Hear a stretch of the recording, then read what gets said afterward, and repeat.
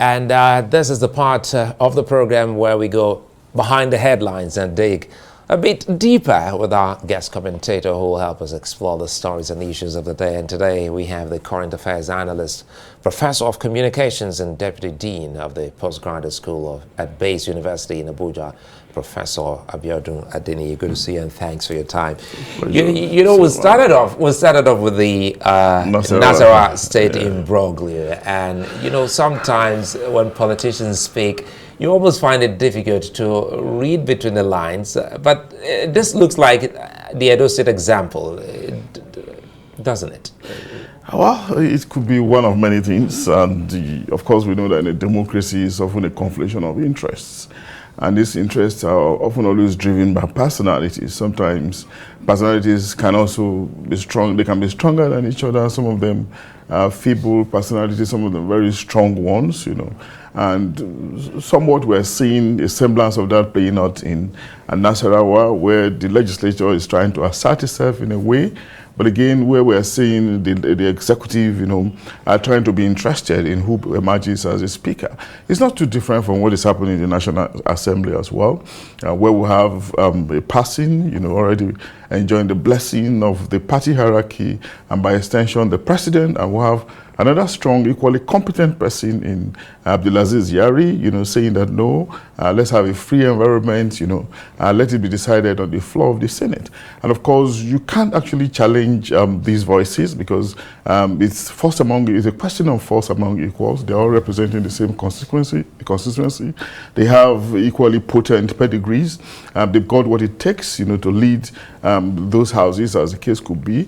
I think the solution should rather be, yes, I understand sometimes where the executive want to be interested, you know, but I think the solution should rather be a considerable level of freedom, you know, being granted these houses, you know, so that they can better organize themselves and, of course, decide amongst themselves who they probably want to lead them. Because sometimes even when you get interested, some of the things you are expecting them to do, they might not be able to do it at the end of the day.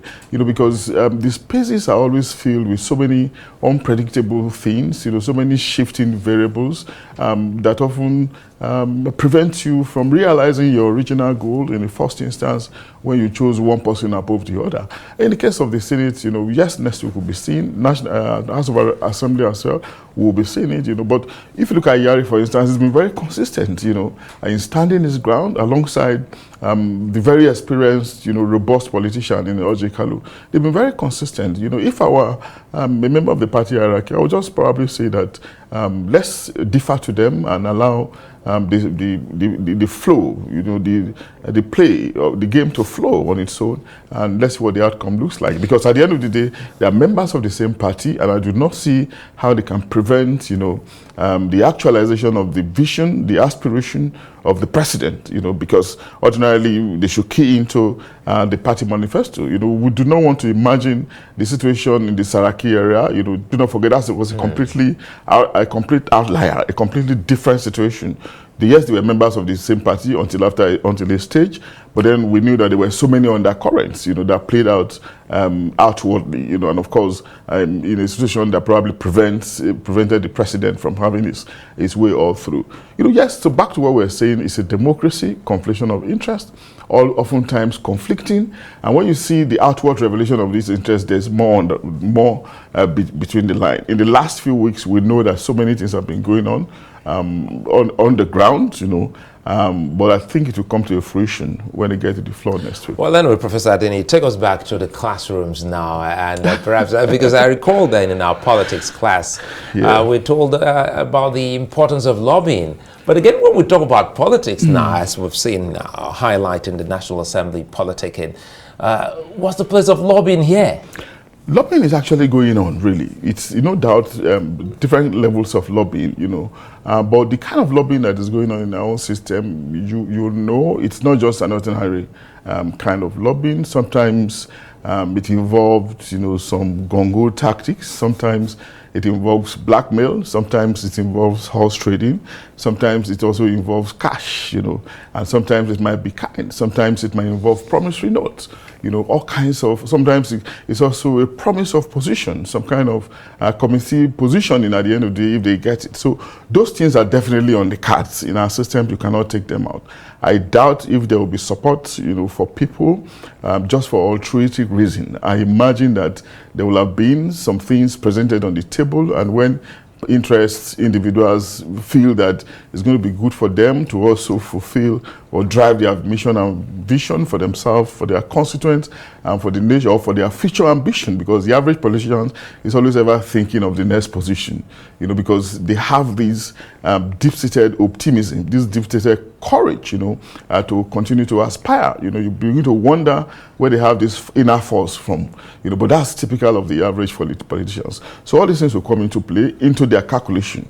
And of course, it is the interplay when these forces crisscross, that at the end of the day, the one that is most suave, the one that is most dexterous, will not have an edge over the other.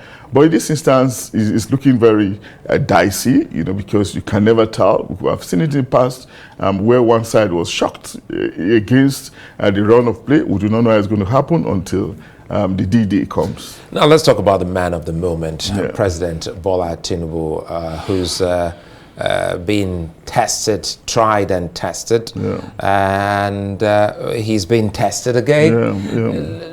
I had this chat with Ayo, and we're looking at the seeming victory for now of the president in selling his no subsidy regime to the labor unions, and the kind of conversation he's also having with his party men and women.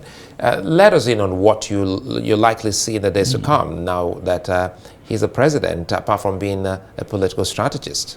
Yeah, I think I like when you cautioned Ayo not to be celebratory just yet, because it took us back a little bit into the campaign mode, and was sounding celebratory. It is still early in the days, but so far it's been relatively so good, but there are still so many tasks still ahead. Many. And the field is very unpredictable. It can still be very, very shifty. Things can still be dicey, but in terms of his ability to react, in terms of his ability to build consensus, you may not necessarily fault him. It looks, he's been talking to, stemming the opposition in the last couple of days, and we have seen surprising people you don't think will visit him are consistently visiting him.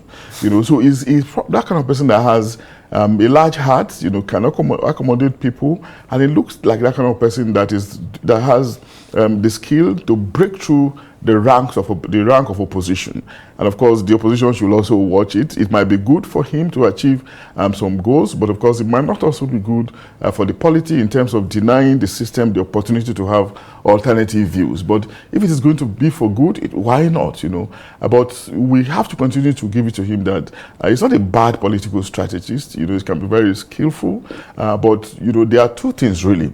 That skill, really, is it going to be for the self? Is it going to be self-aggrandizing, or is it going to be for the polity or for growth and development? If it is for the latter, then of course it's a welcome development. But if it's going to be for self-aggrandizement, to boost the ego, if it's going to be about pride, about prestige, that is unhelpful to the system, then that's not what we really want. But so far, we just have to keep hope alive, expecting that at the end of the day, the dexterity that is becoming very obvious, should be for the greater good of the populace. But overall, we shouldn't be too celebratory yet, because there are still plenty of days ahead. And do not forget, we still have some things, on the ground. There's still a haze over the election, courtesy of the challenges going on in the courts. Those ones are still ongoing, Against every other background, we just hope that he will pull through them and steady the ship of state, towards national development. Now let's close on this. President and someone who's also has friends across party lines. Yeah. You think that will help him forge the kind of National Assembly he's looking to get? Yeah, it could, and it may not. Do not forget the National Assembly is usually filled with very experienced Nigerians. Sophisticated Nigerians. Most of the time, people of the same hues in terms of status. Only those who emerge become their leaders, and we often call them first among equals. So sometimes you may think somebody will support you, and the next day he changes, or sometimes he may support you in the open, overt support, but covertly is doing something else. And these things will continue. We'll continue to see it. But the difference it can actually make, I think we should make this point really, is that yes, we're seeing that it's making some achievement in terms of dealing with the crisis post removal of subsidy. But again, the people are being squeezed. The populace is being squeezed. They are probably suffering in silence. But they also need to see change on the part of the leadership. They want to see the absence of luxuriation.